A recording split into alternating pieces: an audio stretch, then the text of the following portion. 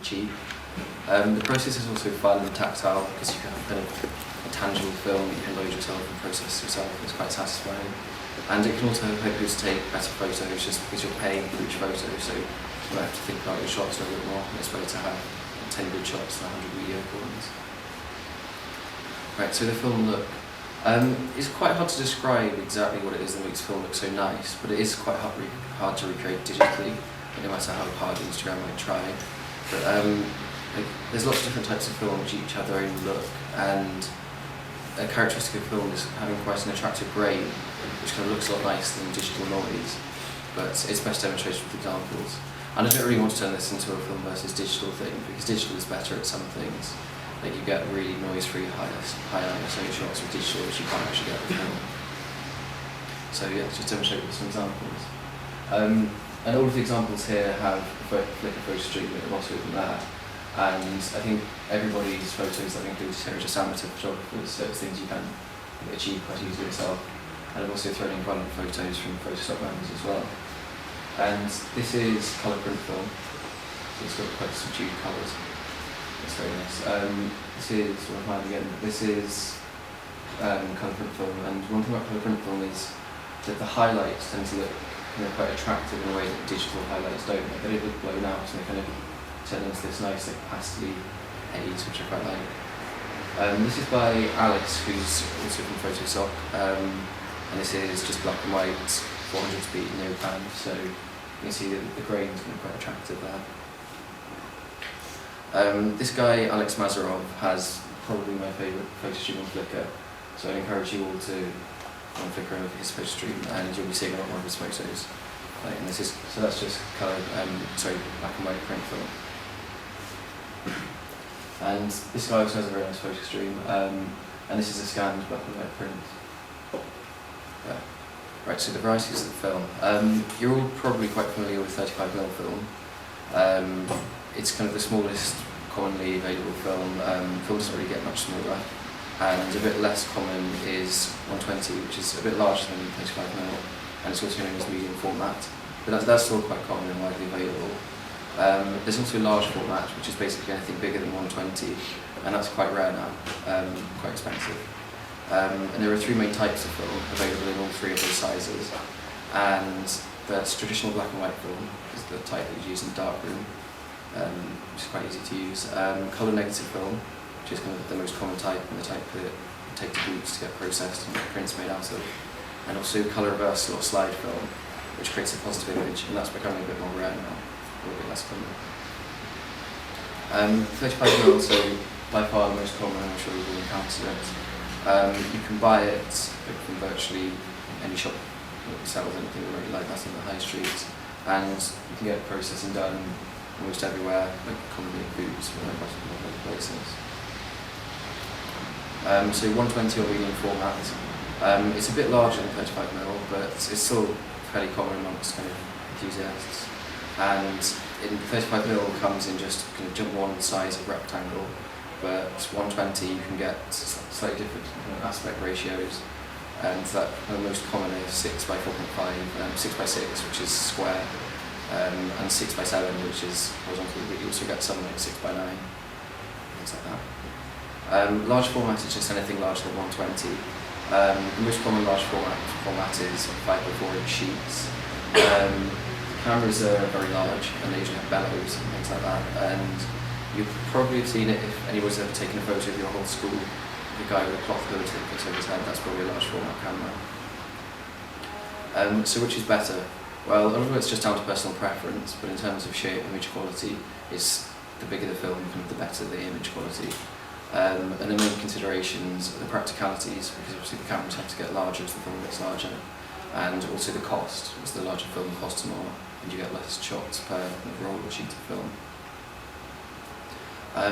The difference between 120 and 35mm, 6x6, which is just a square 120 medium format, actually has 4 times the area of 35mm, and therefore you're going to get a large increase in detail and resolution. And the grain size is the same for the same type of film, no matter what the format. So with a larger kind of negative, then the grain's going to be relatively smaller compared to the image size, and that makes the image look a lot smoother. A disadvantage is that you do get fewer images per roll with 120, and you only get 12 with 6x6, or it can go to up to 15 with 6x4.5 120 film, but even that's a lot less than kind of 36 that you can commonly get with 35mm. Medium format kind of has a very nice look to it, which is quite hard to explain, but Photosoc's kind of most prolific film user, Neil, has written a couple of posts on his blog there, which just tries to illustrate the difference mainly in photos. It's quite a good read if you want to have a look at the difference. I'm going to put this PowerPoint in Google Documents afterwards, so don't worry about remembering the links or anything. Right, types of film. So there's three commonly available types of film. There's black and white negative film, which is kind of the type of black and white film, and it's designed for making prints with, so you don't have a negative image there. There's colour negative film, which is the most common type of colour film that you take to boots or something, and that's again a negative with an orange base that's designed for making prints out of. And you also get colour slide film, which just looks like that straight out of the camera, or straight after it's been developed. And the types are available in a range of different speeds, although with all the types of films, the faster the film will be, the more grain it is. Black and white negative film. It's very old. The chemistry is basically a silver halide film that's basically the same as it has been for 150 years. It's the same basic process. And it creates a monochromatic negative image which can then be printed. The processing is very easy to do, so you can do it yourself in the darkroom or even at home, and most people will do it this way rather than taking it somewhere to be processed.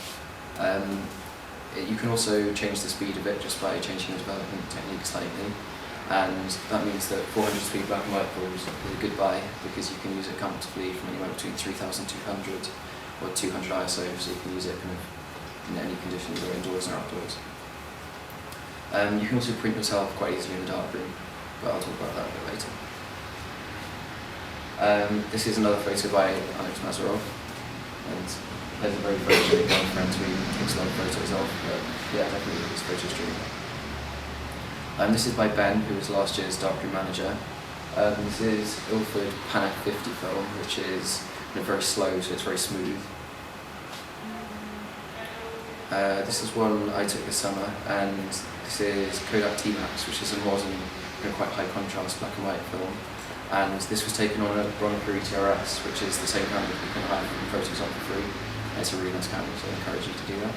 And it's a 120 medium format camera as well. This is probably one of my favourite black and white photos ever. This was taken by a bloke called Herb Ponting as long ago as 1910. Actually on Scott's ill-fated Antarctic expedition, and this was taken with a large format camera, which I think was even larger than 4 by 5 inch negatives. And this is a photo by Neil from Photosoc. It's Ilford Delta 3200, which, being so fast, is very grainy and contrasty, but I think it looks really nice for indoor shots. This Mary Pavlova also has a really nice photo stream. Uses a lot of square 6x6 medium format photos, and her photo stream is definitely worth a look. This is Fuji Neopan 100, which is quite a smooth film and still looks kind of really smooth and nice in 35mm. This is with mine. This is Ilford HP5 400, which is quite a traditional black and white film. Not particularly contrasty and quite grainy. I don't particularly use it that much anymore, but it can still look nice. This is one of Haley, who's over there, photos. And this is Rolling Retro, which is a budget black and white film. It's identical to the Kentmere 400 film. I think I might have recommended some of you in emails. It can still look really nice, as you can see there. And you can also get some weird and wonderful types of black and white film. This is actually infrared sensitive black and white film called Ilford SFX 200, and trees and leaves look quite cool because they reflect infrared really well, so they turn on light, so you can get some quite interesting effects like that. And you still have to buy infrared sensitive colour film, but I don't think you can anymore because it's been made for a few years. Okay, so colour negative film is probably the film that you've all encountered before. It can be bought very cheaply, and actually the Poundland in Bristol at the moment sells 36 exposure rolls for £1 obviously of Agfa film, which is made by Fuji, and it's actually quite nice. It's very easy to use because it has a very wide latitude, which means you can basically overexpose it massively and underexpose it to some extent. And if you think about disposable cameras, they actually only have one aperture and one shutter speed, but you can make usable photos, like in bright sunlight or in shade or whatever. They still can be kind of made okay by the Mini Lab. They have quite low contrast and quite subdued natural tones, which can make them really good for portraits. And there are lots of films specifically designed for portraits, like Kodak portrait films. 200 speed colour print film is the most common, but you can buy it for anywhere between 100 and 1600, although the 1600 starts getting kind of unattractively grainy. This is another photo that I like to photograph, and that's Kodak Portrait 160 with a medium format camera. And another, sorry, I really like these photos. And that's Kodak Portrait again, 160 speed. This guy also has a very nice flicker, and this is Kodak Portrait 800 speed, so I'm not quite sure why he's used such a fast film there, but that's, I think, sold flats in South America. It's quite cool. This is one I took at Bristol Aquarium when I was in first year. That's Fuji Superior 200, which is a very cheap colour print film, but it can still look nice. And this is one I took this summer, and that's Fuji Pro 160 speed film, and that's on a Bronica ETRS, which is again the one you can buy from Photosoc. This is Liddy from Photosoc's photo. This is with Fuji's absolute cheapest colour print film, which still looks nice, and I think this is processed at Boots. Right, slide film. So slide film creates a positive image, so it looks kind of right when you're actually looking at the film, which was designed originally to be directly projected onto a screen. It's less widespread now and is getting a bit harder to buy. You basically just have to buy it online and you have to get it processed by a specialised place. There aren't many places on the high street that will do it. Kodak have actually stopped making slide film now, which means that Fuji's probably the go-to company for slide film. It's a bit more expensive than colour negative film just because it's made in such small volumes. However, it does look very, very nice, and it's characterised by having kind of strong, punchy colours. It's very high contrast, nice saturation, but it is a bit harder to use than colour negative film in that if you overexpose it, even not that much, it kind of blows out and doesn't look particularly nice. This is a guy called Elias Carlson who has a really nice flicker full of photos from North America, and that's on Kodak slide film, which you wouldn't be able to buy anymore, but I just think there's still quite a bit of it on eBay. This is by Beneding's Dark Manager last year, and this is using Fuji Velvia and a Bronica TRS. And Fuji Velvia is kind of renowned for having very saturated colours, which can make it look a bit weird for portraits sometimes, although it does work here. This is taken by Alice from Photosoc, and that's from when she went to Iceland, I think last summer. She has lots of nice photos from Iceland on her Flickr, which you should check out. This is again just showing how nice the colours from slide film can be.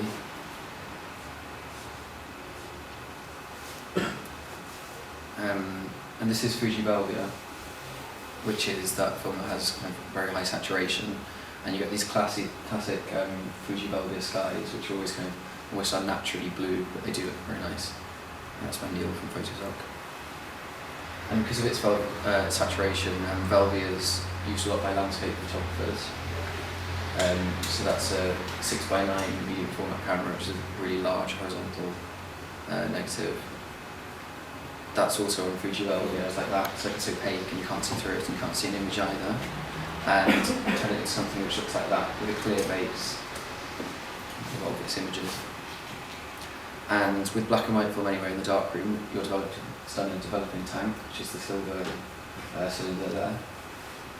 And putting your film into a tank, loading it in, has to be done in the dark, and then once the lid's on the tank, you can turn the lights on again. So the steps for loading your film into the tank are first of all, you have to open the film canister, and that's done with basically it's just like opening a bottle, and you can actually use bottle openers if you don't have a film can opener. You have to chop off the film needle, which is the narrow parts of the film at the beginning, and then later on chop off the plastic spool, which is at the end of the film. And then with your film, you have to load it onto a spiral like this, and the spiral basically holds the film in a spiral with a gap between each layer of the spiral, so your developing solution and chemicals can reach all the area of the film. So once it's on the spiral, it's still in the dark, you put it in the tank and put the lid on. And the tanks are quite clever in that you can pour chemicals into them, but light can't get in because they kind of have a path that the liquid has to take. So once you've got to this stage, the first thing you do would be to add the developer. So film is a silver halide, it's silver bromide, and when you expose it in the camera, a tiny proportion of the silver bromide is reduced to metallic silver, and so you can see there it's going from silver bromide salt to metallic silver, bromine, sorry.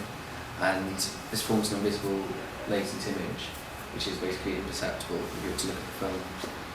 And the film developer, its job is basically to amplify the small amount of metallic silver in the latent image. And it does this, it's kind of the order of 1 billion times more metallic silver in the film after development compared to just the latent image. And the amount of metallic silver that's produced and reduced from the silver bromide after development is proportional to how much light hit the film. So hence why your highlights on a black and white negative will be kind of dark, where the majority of the silver halide has been reduced to silver. The time you develop it for is important, how the image will look. Every film and the speed at which you shoot that film, the developer, the concentration of the developer, and the temperature of your solution is unique, has a unique time associated with it. You can find the standard times on a site called Digital Truth. You have a massive dev chart, which is basically just tables for a given film and developer. It tells you the time and the temperature to develop the time. There's also the actual the film developer chemical site, the manufacturer's site, generally have development times for common films on there. And also when you buy the film inside the box that it comes on, there's often times for the common developers on the inside of the box, if you buy black and white negative film. The wall of darkroom B upstairs also has some tables with some common combinations of film and developer. And you can also adjust the time for development for changing the speed of the film. And the master dev chart usually gives different times for different speeds, but you can calculate it. There are some rules of thumb. Like Kodak say you should extend the development time for 2 minutes if you want to increase the film to 3.1 stop. And once it's developed in the tank for the desired time, you hold the development by you pour out the developer, and then you add stop solution, which is basically just acetic acid. And the stop solution's job is to halt the development, because developer has to be a basic solution and acetic acid. And also the next step, you fix it. The fix already works under acidic conditions, so the developer will ruin it if you don't have the stop. Pushing and pulling. You can change the film speed by increasing the development time, and this is known as pushing. And contrast and grain will both increase, but this can look nice anyway, and it's quite desirable sometimes. And it's not quite as common, but you can also pull film where you develop it for a shorter period of time, the kind of standard, to slow down the speed of the film. And this is what makes ISO 400 black and white film so useful, and that you can use it from anywhere between 3200 or 200, so indoors or outdoors. And this is with Kent 400, which is a budget black and white film. It's very cheap, and that's been pushed from 400 to 1600. So you can see just how grainy it becomes. I'm sorry, how contrasty it becomes. Okay, and after developing, you've still got the unreduced silver bromide in the emulsion of the film, and this is opaque, so you need to get rid of it in order to see the image. Silver bromide has a very low solubility in water, so Fixer contains sodium thiosulfate, which forms, I guess, a silver thiosulfate in sodium salt, which is much more soluble in water. So then you can then wash away the unreduced silver salts just with water, and you do this in a final washing step, which just gets rid of those silver salts and also any remaining developer or stock or anything else that might have been in there. Colour films are a lot more complicated than black and white films, and this is the structure of a colour film. They have 3 or sometimes even 4 light-sensitive layers, and then there's also like a yellow filter there, so that nothing other than yellow light will expose the layers beneath it. It has an orange plastic base as opposed to black and white negative film, which is clear, but also has an anti-halation backing in the exact same way that black and white film does. Right, the processing of colour negative film is also quite a lot more complicated than black and white film. The colour negative film follows a process which is known as the C41 process, and the main issue with doing this yourself is that the tolerances, the temperature at which you've developed it has to be very exact. As you can see there, it's 100 Fahrenheit within a quarter of a degree Fahrenheit, which is quite hard to maintain, especially just in the darkroom. Slide film is processed with a process known as E6, and in a similar way to C41, that's also very temperature dependent, and that has to be kept at 38 degrees to within a third of a degree, which is almost impossible to do yourself without a machine that has a water bath and will keep it at that temperature. Cross-processing, this is when you take a slide film which is designed for E6 processing and you develop it in C41 chemistry, or you can do it vice versa, but that's less common because it doesn't look quite as nice. You can get some really wild colour shifts and hues and things, and it also comes out quite contrasty and saturated. It's kind of the original Instagram look, and I think we've tried to copy with that. And Photography Consenter will cross-process your film for you. I think it's a little bit extra, but not that much. And some photo labs will refuse to cross-process it because they say it ruins their C41 chemicals, which is debatable, but there you go. And this is just cross-processed Fuji slide film, so you can see just the colours end up very saturated after that. You can also get colour shifts like that. You can see it's kind of shifted towards a yellowy-greeny kind of tint, and that's Agfa slide film that's been cross-processed. Fluorescent lights also look pretty cool. It's cross-processed slide film, and that's Fuji Provia, which has been cross-processed. Right, printing. In the darkroom, when you print a black and white film, what you're doing is essentially taking a photo of your negative with photographic paper, which is light sensitive. Photographic paper also forms a negative image, so it goes dark where it's been exposed by light. So if you take your black and white negative film and make a negative image of it with paper, you get a positive out of it, which looks right. And what you use something called an enlarger, which is basically a projector, and your film goes into a drawer just here and gets projected down into the base where you put your light sensitive paper. So the chemistry of printing paper is quite similar to black and white negatives, and it's a silver halide, and also the process is the same. You have a developer, a stop and a fix, and in fact the stop and the fix are the same chemicals you'd use just for film. Photographic paper is insensitive to red light, unlike film, so everything can be done with that kind of classic darkroom red safe light on, so it's a bit easier than filling your film in the dark. And at the moment the best paper to buy is probably Ilford multi-grade, the resin coated stuff, because it's variable contrast, and in the olden days people used to have to buy different papers for different contrasts, but now you can just buy this one paper and then you change the contrast by putting a filter that changes the colour of the light from the enlarger, and then that somehow changes the contrast of the paper. I'm not quite sure how, but it's very clever and useful. And a good guide to getting started printing. I mean, I'm going to be doing a couple of workshops, maybe starting next week, on printing.